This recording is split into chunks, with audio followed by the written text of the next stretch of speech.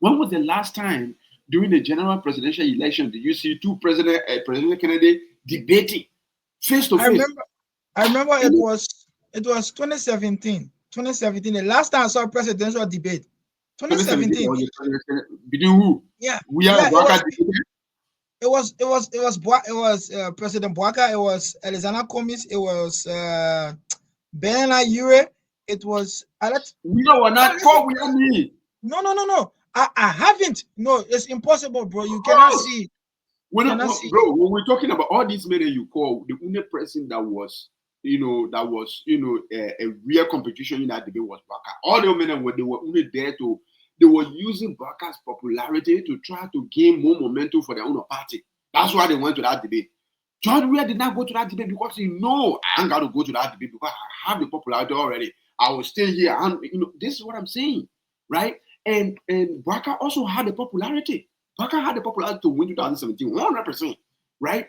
But Yeah, he he was. went He was the vice president. Yeah. exactly. He went to the debate. And why is it that we don't have those debates?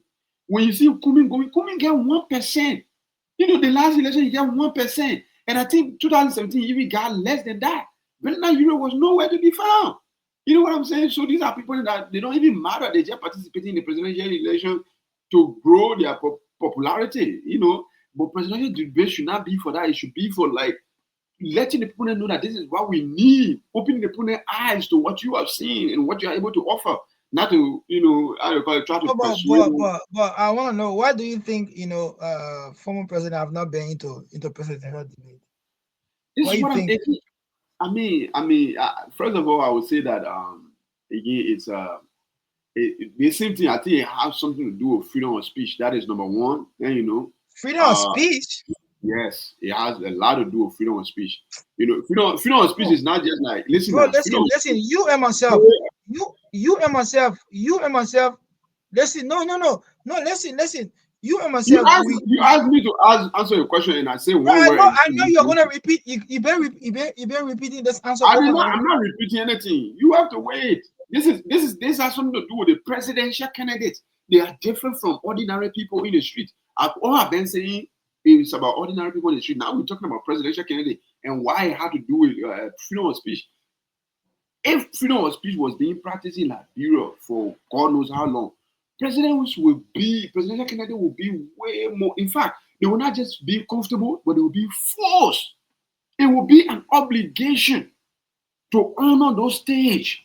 You understand what I'm saying? Because if young people, 16, 17-year-old people, have the comfortability to stay in the street, to argue with one another, and have different opinion, and still be able to walk away responsibly without, resulting into chaos. What about you who is trying to be a president of the country? It will be obligatory for you to attend that, how they call it, debate, presidential debate. So Because if okay, 17, 16-year-old children are doing it, you will be forced to do it. but the thing is, what is the purpose of the debate? What is when they say presidential debate? What is the purpose of it?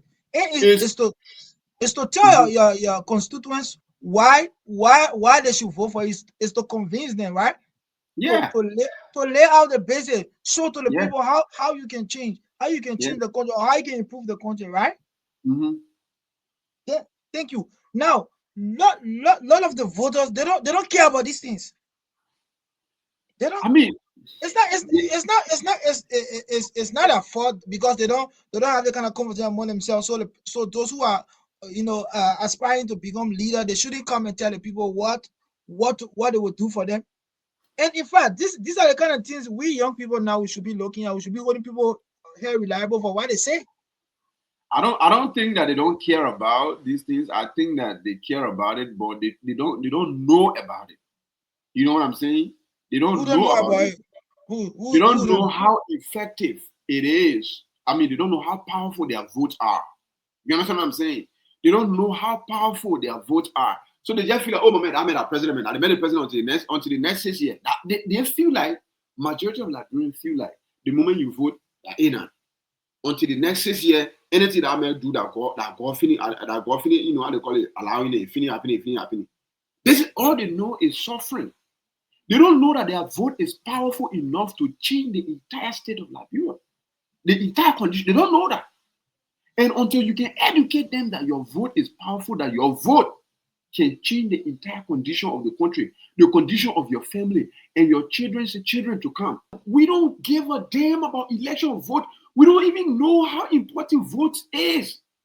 So we just go out there. They wanted a vote. They just go out there. They just give it out. If I've seen people buy people voting card for $10, $5 during election.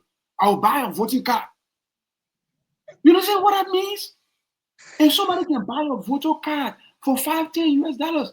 The next 6 years of your life, you just sold it for $5, $10.